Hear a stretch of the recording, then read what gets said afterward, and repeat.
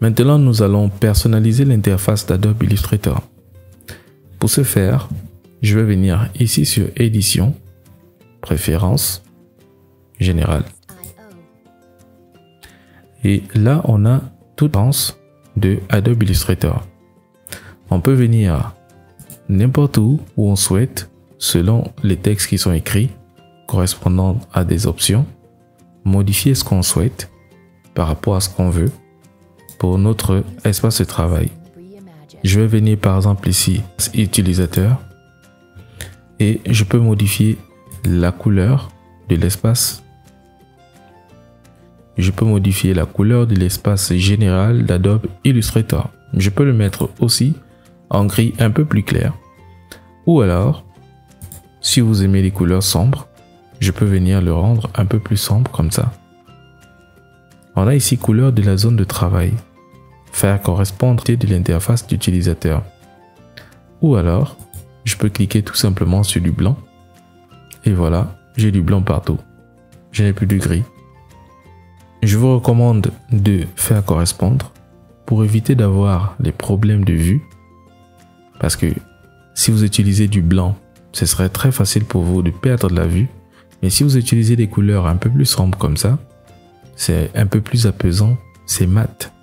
Ça vous permet de bien voir, ça vous permet de mieux gérer les différents éléments que vous aurez dans vos différents plans de travail. On a aussi la possibilité de venir modifier l'échelle de l'interface utilisateur. Notamment si je fais ça, j'augmente la taille des icônes des outils. Je vais là, ok, ça va grandir, je viens valider et voilà. Illustrator va me dire, vous avez modifié les paramètres d'échelle de l'interface utilisateur.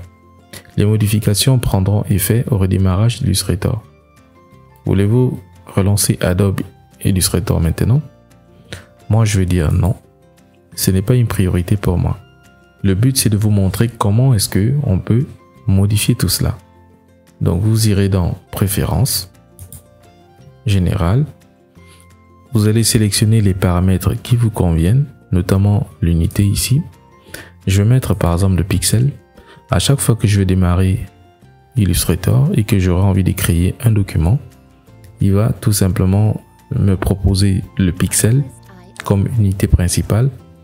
Et si j'ai aussi des contours, lorsque je vais créer des formes, voilà, on sera en point. Si je veux aussi gérer le texte, je peux venir ici au niveau des césures et je vais choisir la langue du texte. Je peux choisir de changer les couleurs des grilles. Lorsque on va avoir une forme, on verra ça un peu plus tard. Les grilles de nos formes vont être de cette couleur-là, cyan.